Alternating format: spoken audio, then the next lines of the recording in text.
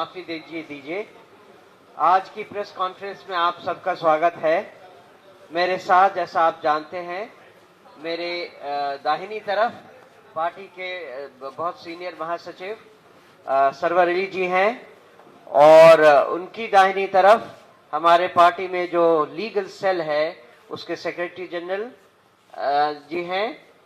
हमारे बाईं तरफ आप सबके जाने पहचाने महासचिव पुराने विधायक किशोर कुमार मुन्ना जी हैं और उनकी बाईं तरफ हमारे पार्टी के वरिष्ठ स्पोक्स पर्सन विवेक जी हैं।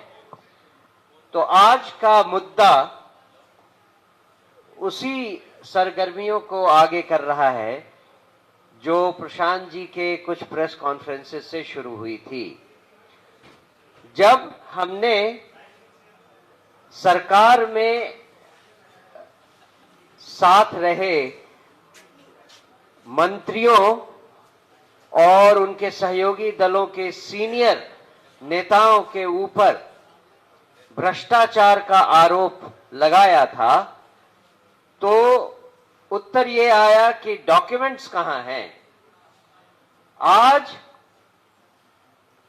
हम आपको ये बताने आए हैं कि जनसुराज पार्टी जब कभी किसी भी विषय पर किसी भी तरह का आक्षेप किसी भी व्यक्ति पर लगाती है तो उसके पीछे डॉक्यूमेंट्री प्रूफ हमारे पास होता है।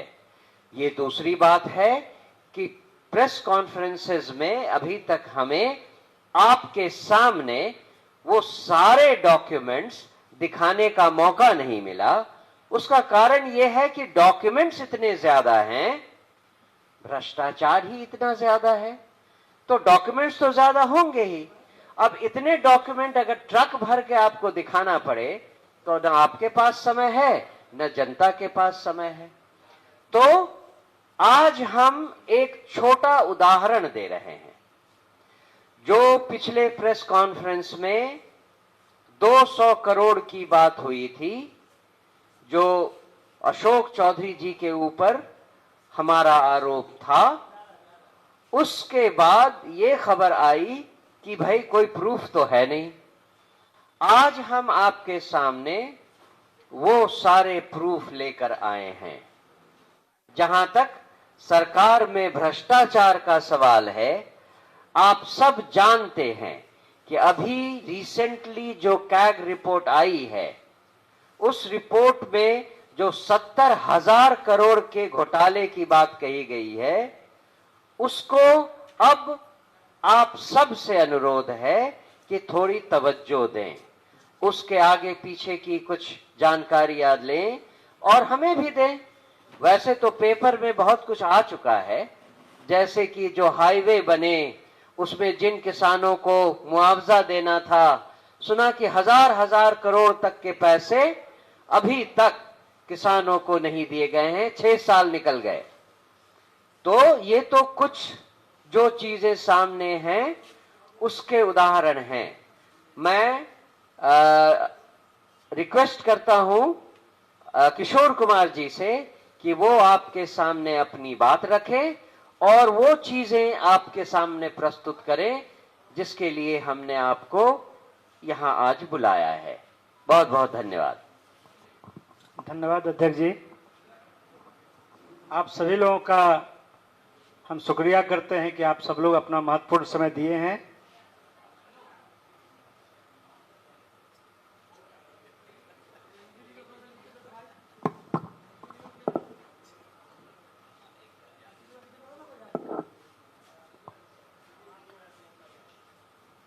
हमारे राज्य के अध्यक्ष जी ने स्पष्ट आपको बताया है कि जनसुराज जो भी भ्रष्टाचार के मामले या अन्य मामले में शिकायत लाता है, वो तथ्य के आधार पर और जो कागजात है उसके आधार पर ये आरोप लगाता है।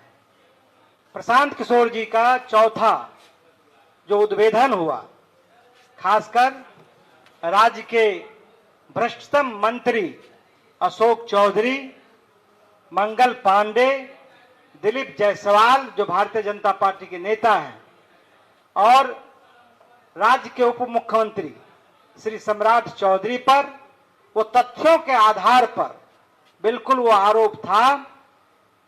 जब प्रशांत जी ने इस बात की चर्चा की और पब्लिक जनता को बताने का काम किया, तो लगातार उसके बाद से ये कहा जा रहा था कि जनसुराज और उसके सूत्रधार प्रशांत किशोर जी बगैर तथ्यों का, खास करके जो ग्रामीण कार्य विभाग के मंत्री, जो देश के सबसे भ्रष्टतम मंत्री हैं, उन्होंने कहा कि हमें कोई पेपर नहीं मिला है।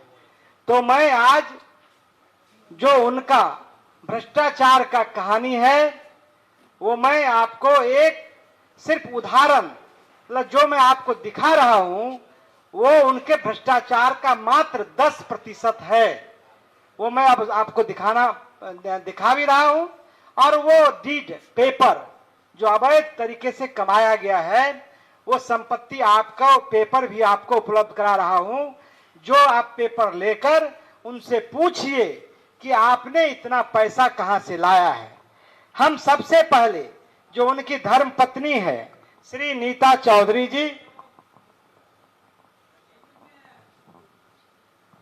अशोक चौधरी जी की पत्नी श्री नीता केसकर चौधरी जी हैं, जो इस राज्य के बड़े जो बिल्डर हैं श्री दिलीप कुमार मित्तल और राकेश कुमार अग्रवाल जी से 13 फरवरी 2021 को 2.651 डिसमिल जमीन 2,61,97,000 में खरीदा।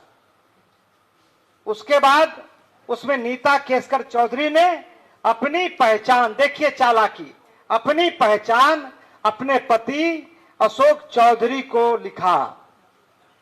दूसरा जो डीड है, नीता केसकर चौधरी ने जो दूसरा संपत्ति खरीदा, पहला संपत्ति 2,61,97,000, दूसरा जो संपत्ति खरीदा है नीता केसकर चौधरी ने उसी दिलीप कुमार मित्तल और राकेश कुमार अग्रवाल से 20 जुलाई 2022 को 2.09 डिसमिल जमीन 3,42,34,000 में रजिस्ट्री कराई है, जिसमें उन्होंने अपने पति अशोक चौधरी का नाम छिपा लिया और अपना पहचान पिता श्री गोपाल राव केसकर और उनके दुर्गा मेरीन ड्राइव दुजरा का पता दिया है।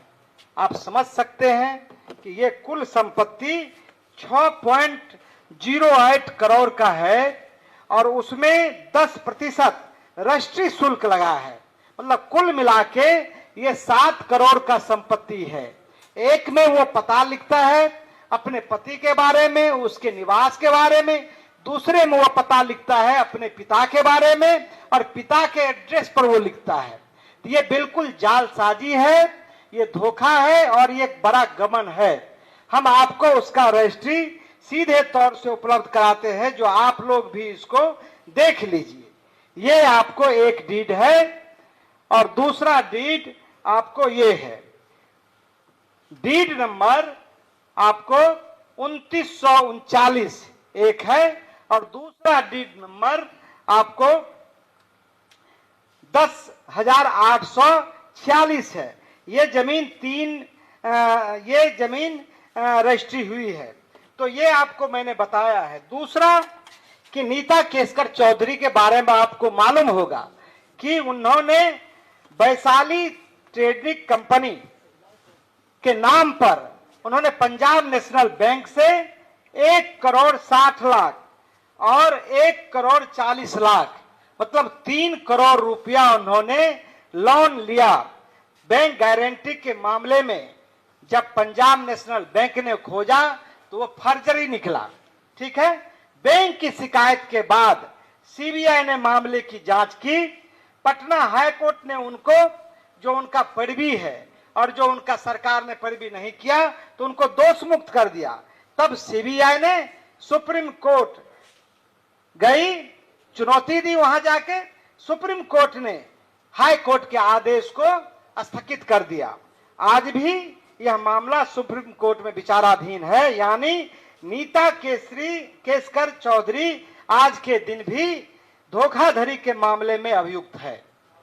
क्या मंत्री अशोक चौधरी या उनके पत्नी नीता केसकर चौधरी बताएगी कि उक्त 7 करोड़ की रकम उन्होंने कहां से ली? हमारा आरोप है कि यह व्यावसायिक प्रॉपर्टी है जिसका बाजार मूल्य कम से कम 20 करोड़ रुपया है, कम से कम 20 करोड़ रुपया है। दूसरी बात कि सीबीआई जब जांच कर रही है तो इतना पैसा कहां से लाया है, यह महत्वपूर्ण बात है। ये मैं सिर्फ नीता केसकर चौधरी के बारे में और अशोक चौधरी के बारे में आपको हमने बताने का काम किया है। अभी हम लोग मंत्री अशोक चौधरी और उनकी पत्नी नीता केसकर चौधरी के सिर्फ 2 संपत्ति के बारे में मैं फिर कह रहा हूं, आपको जानकारी दे रहा हूं, जो 20 करोड़ की संपत्ति है और जिसने बैंक के साथ धोखाधड़ी किया है। उसके अलावा उन्होंने जो संपत्ति अर्जित की है वो मैं आगे बताऊंगा। अब मैं आता हूं, ये डीड यदि आप लोग कोई लेना चाहते हैं, देखना चाहते हैं तो इसको देख सकते हैं। दूसरा मैं आ रहा हूं कि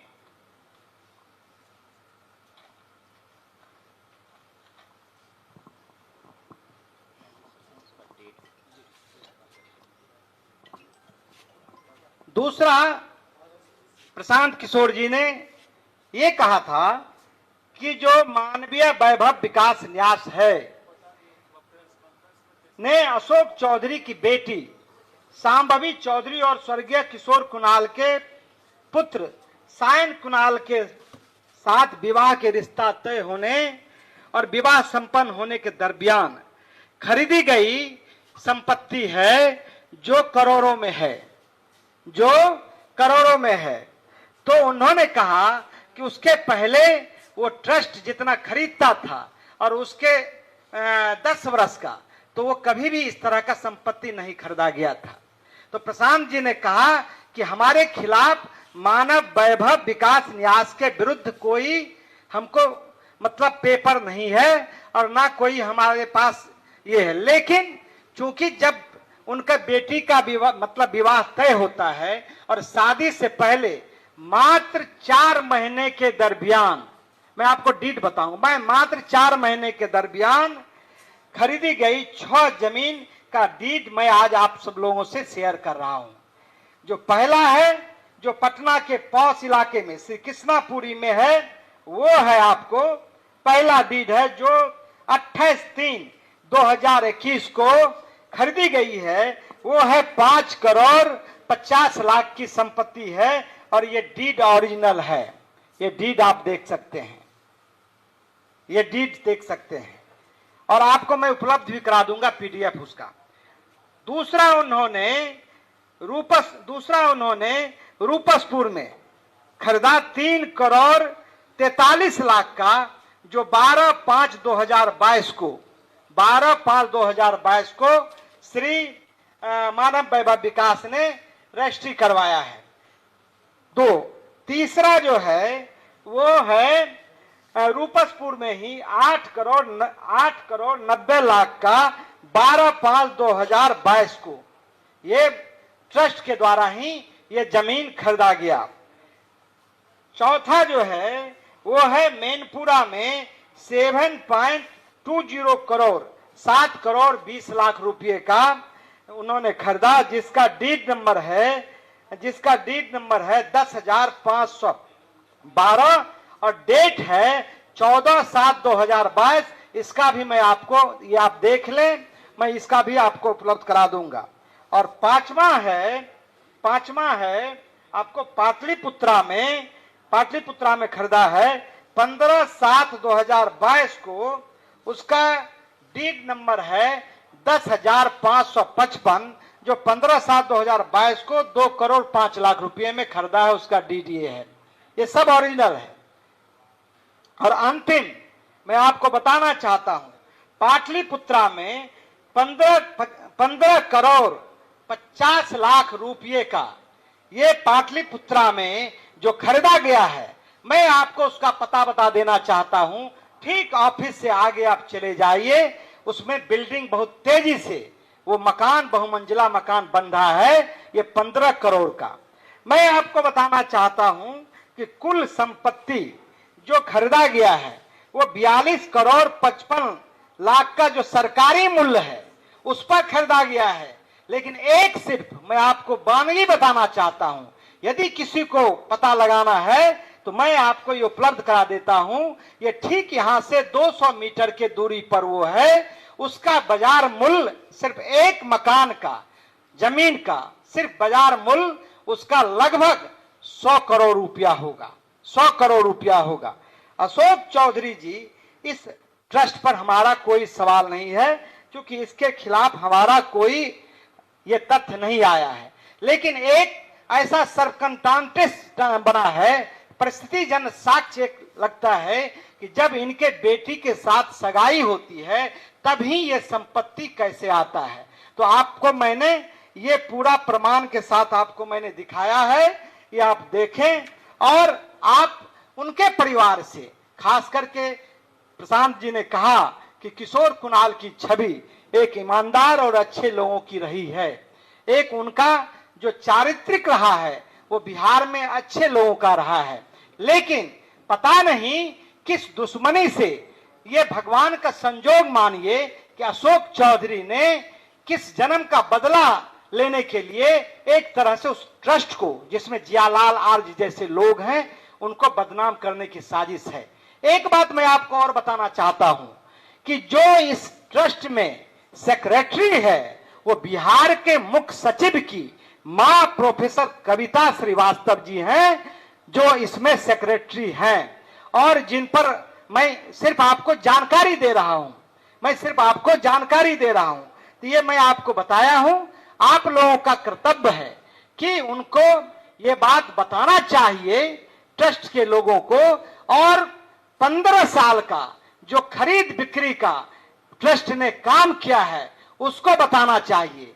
एक मैं और आपसे कहना चाहता हूं कि जो ये कागजात है वो कागजात सिर्फ मैं आपको छुआ दिया हूं, इसके अलावा दर्जनों जो डीड है, जो खरीदा गया है, वो हमारे पास उपलब्ध है, जो समय आने पर मैं आपको उपलब्ध करा दूंगा।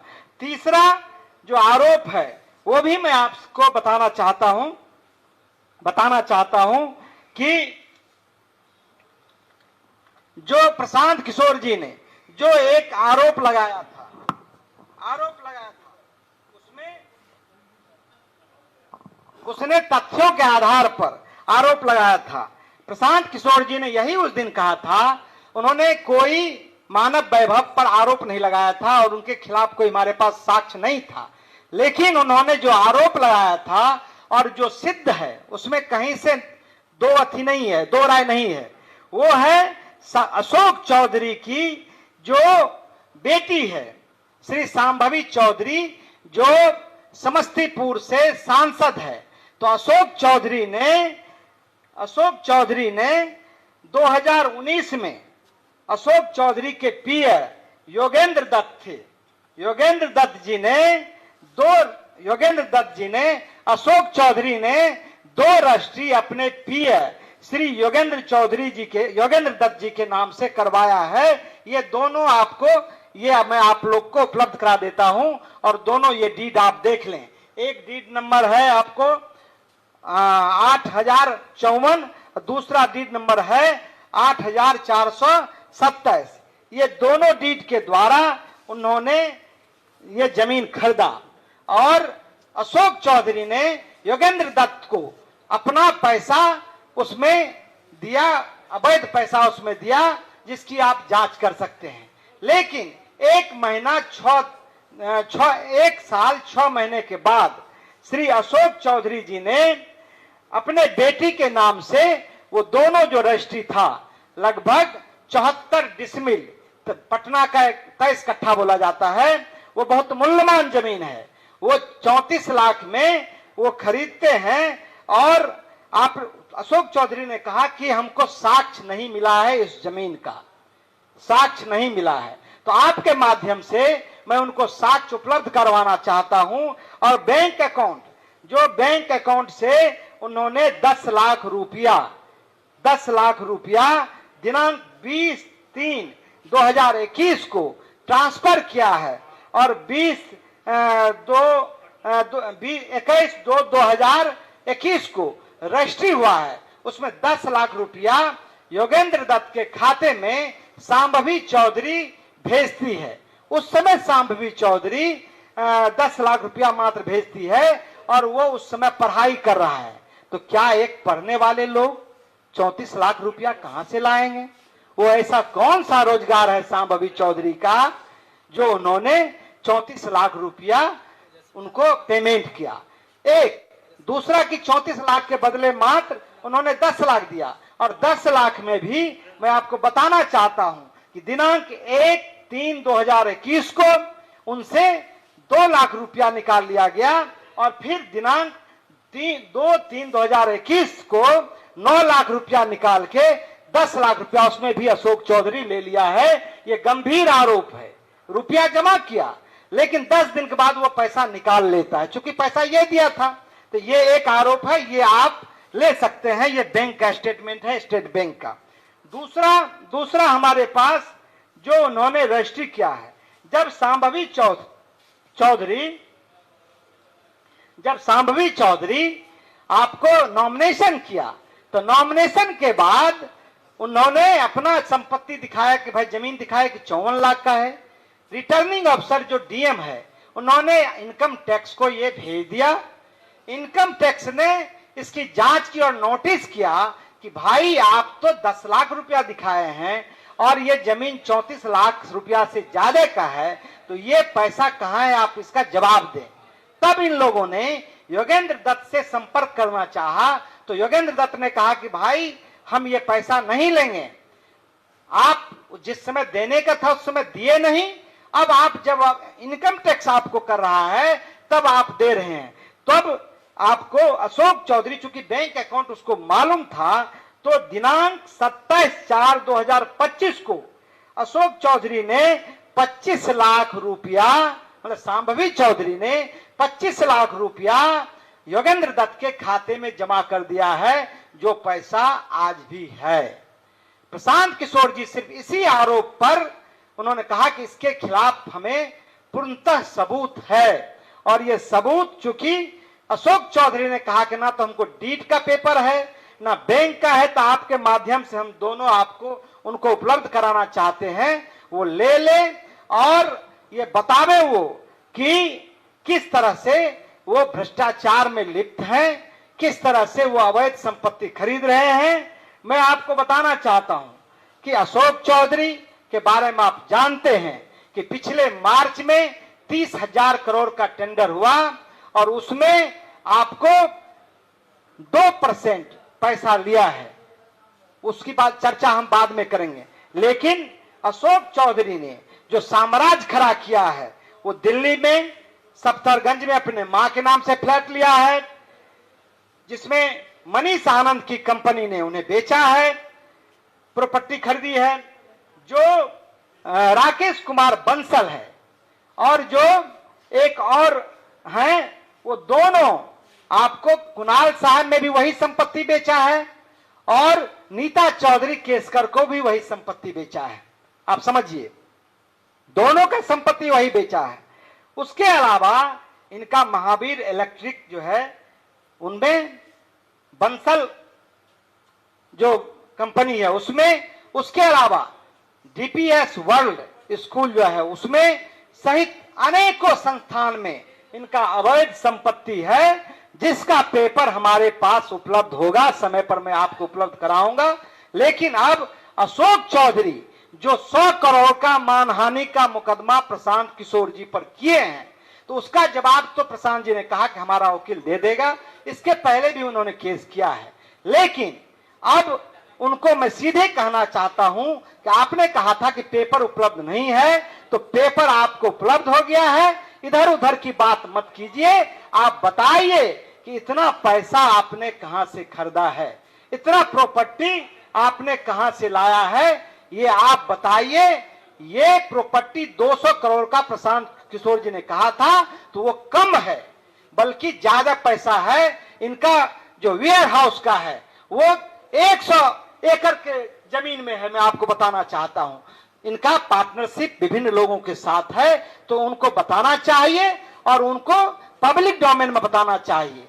दूसरी बात मैं आपको कहना चाहूंगा कि नीतीश कुमार जी से मेरा अपील है कि नीतीश कुमार जी के मंत्रिमंडल में जब भी किसी पर गंभीर आरोप लगा है, आप याद कीजिए जब हम भी एमएलए बने थे 2005 में 24 नवंबर को वो शपथ लिए थे और जीतन राम मांझी के खिलाफ आरोप लगाया था, तो उन्होंने तुरंत उनके खिलाफ विजिलेंस में आरोप था तो उनसे तुरंत इस्तीफा लिया। सिर्फ उन्हीं से नहीं बल्कि 6 मंत्री से लिया। 7वां तेजस्वी यादव पर जब इसी जमीन खरीद में गंभीर आरोप लगे तो उन्होंने कहा कि आप इसमें जवाब दीजिए, पब्लिक को जवाब दीजिए, और इसी आधार पर उन्होंने गठबंधन तोड़ लिया। तो हम नीतीश कुमार जी से मांग करना चाहते हैं इस प्रेस के माध्यम से कि अशोक चौधरी पर यह गंभीर आरोप है, इस आरोप पर क्या उनसे आप इस्तीफा लेना चाहते हैं? यदि ये इस्तीफा नहीं देता है तो इनको क्या बर्खास्त करना चाहते हैं? हम जनस्वराज पार्टी के लोग मांग करते हैं और बिहार के लोग भी अब मांग कर रहे हैं। उतना ही नहीं बल्कि जनता दल यू के जो मुख्य प्रवक्ता हैं नीरज कुमार जी ने भी कहा है कि अशोक चौधरी जी को जो गंभीर आरोप है उसको पब्लिक डोमेन में बताना चाहिए। मुख्यमंत्री का चेहरा बेदाग है। जो भारतीय जनता पार्टी के senior leader R K Singh ji ने है, उन्होंने भी कहा है कि जो आरोपी, जो गुनहगार है, जिन पर आरोप लगा है, उनको सफाई देनी चाहिए या उनके विरुद्ध कार्रवाई होनी चाहिए। तो हम मुख्यमंत्री जी से एक ही मांग करते हैं, इतने गंभीर मसले पर आपका निर्णय बिहार के लोग प्रतीक्षा में हैं। मुझे पूरा विश्वास है कि अशोक चौधरी के खिलाफ और जो अन्य मंत्री के खिलाफ पुख्ता सबूत है उस पर आप कार्रवाई करेंगे। यदि ये लोग इस्तीफा नहीं देता है तो इनको सीधे मंत्रिमंडल से बर्खास्त करेंगे। मैं अपनी बात को खत्म कर रहा हूं। आप लोग का कोई प्रश्न हो तो अध्यक्ष जी से और उन लोगों से कर सकते हैं।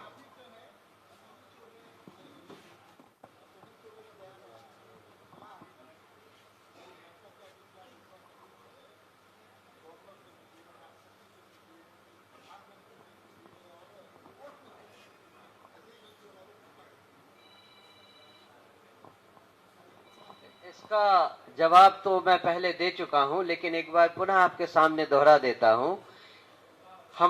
हमने जो भी खुलासे किए हैं ये बिहार में व्याप्त भ्रष्टाचार की सीमा को पब्लिक के सामने उजागर करने के लिए किए हैं। किसी एक या किसी व्यक्ति पर कोई कानूनी कार्रवाई करवाना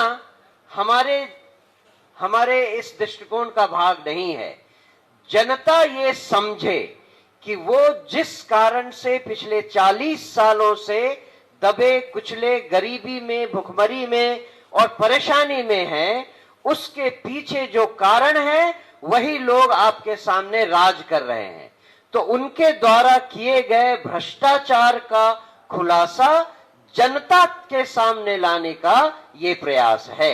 इनके खिलाफ हम किसी कार्रवाई के लिए गवर्नर से मिले, प्राइम मिनिस्टर से मिले, कोर्ट में जाएं, इसकी हमें जरूरत नहीं है। सबसे बड़ी अदालत तो जनता की है जो अब 2 महीने बाद ही लगने वाली है।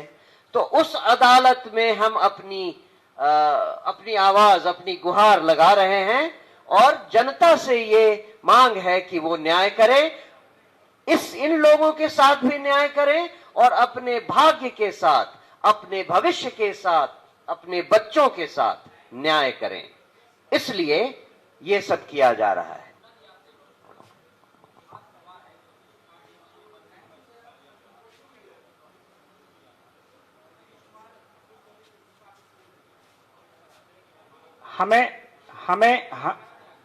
हमें आज भी विश्वास है कि नीतीश कुमार देर से ही, भले हम लोग लगातार उन पर सवाल उठाए हैं, लेकिन देर से ही उन पर कार्रवाई होगी। मैं एक बात और आपको बताना चाहता हूं कि दिलीप जायसवाल के खिलाफ हम लोगों ने आरोप लगाया था, हम लोगों ने हाई कोर्ट का भी दरवाजा खटखटाया है। हम लोग का इन दरवाजाओं से जनता के दरवाजा, सबसे बड़ा अदालत जनता का है। हम आपके माध्यम से जनता को कह रहे हैं, सरकार के सबसे बड़े पद पे मुख्यमंत्री हैं, हम उनसे दरखास्त कर रहे हैं कि चूंकि एक मंत्री, उसमें एक बड़े अधिकारी, बड़े बड़े लोग हैं, तो उस पर सीधी जांच हो, कार्रवाई हो जाए। क्योंकि ये सिद्ध है, तो मुझे पूरा विश्वास है कार्रवाई होगी। नहीं होगी तो हम न्यायालय भी जाएंगे, लेकिन पहले जनता की अदालत, और पहले प्रतीक्षारत हैं कि नीतीश जी कब न्याय करते हैं, कब भ्रष्टाचारी को सजा देते हैं।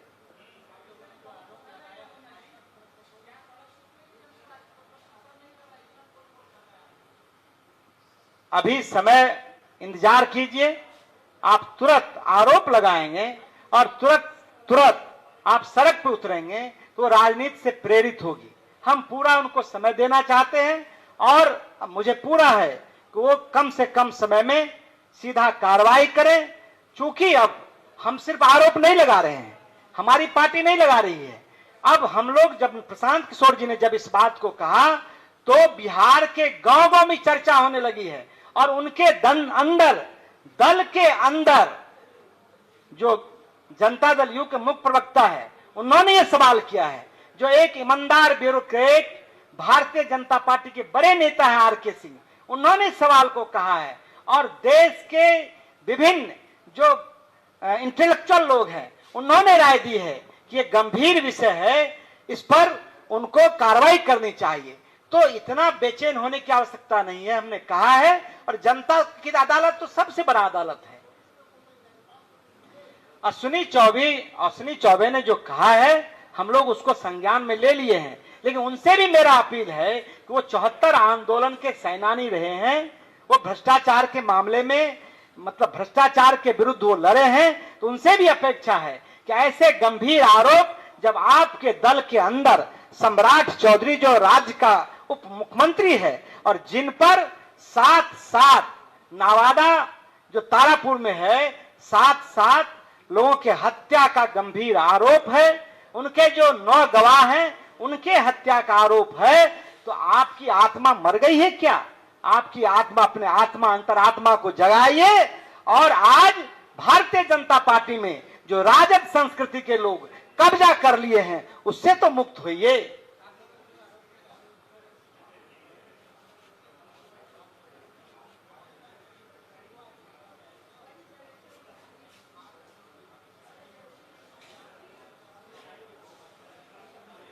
भाई प्रशांत किशोर क्या खरीदे नहीं खरीदे वो हमसे पूछेंगे, सब जवाब देंगे। प्रशांत किशोर किसी पद पे नहीं न है, अशोक चौधरी मंत्री हैं, और मंत्री रहते हुए अभी तो अशोक चौधरी का कहानी शुरू हुआ है। मैंने कहा कि 10% है।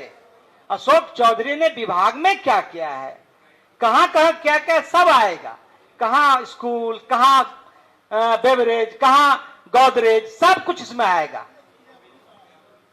आने दीजिए, समय पर आपको मैं उपलब्ध करा दूंगा।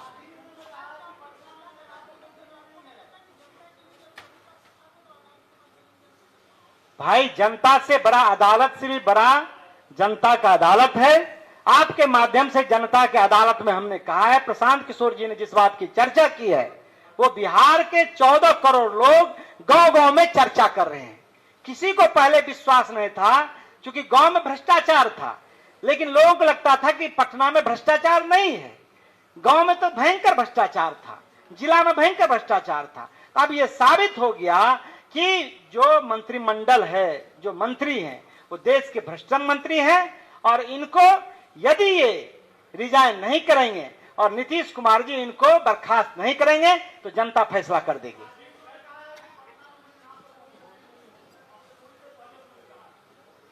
किसने? तो भाई आपको तो मैं डीड दिया हूं, आप डीड ले लीजिए, उनसे जाके पूछिए। बैंक अकाउंट दिया हूं, भाई उसने अपने पत्नी के नाम पर लिया है। जो मकान अभी उनका जहां है बुद्धा मार्ग में, उन्होंने 1.25 कट्ठा जमीन, कितना बोलवाइएगा, 1.25 कट्ठा जमीन 4 करोड़ में खरीदा है।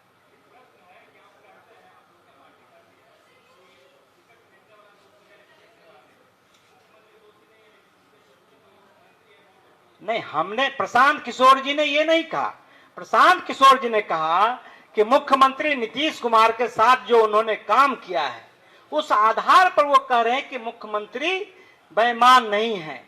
लेकिन मुख्यमंत्री की अब स्थिति ये नहीं है कि वो कंट्रोल कर सके। उनकी मानसिक शारीरिक स्थिति थोड़ी कमजोर हो गई है और उनके अगल बगल जो कोटरी है वो भ्रष्टम लोगों का है। और यदि मुख्यमंत्री यदि सचेत रहते, यदि थोड़ा सा भी ये रहता, तो ऐसे मंत्री को कब जेल भेज देते। नहीं, मुख्यमंत्री से हम लोग मुख्यमंत्री से अपील कर रहे हैं, मुख्यमंत्री निश्चित रूप से बिहार के लोगों के साथ न्याय करेगा।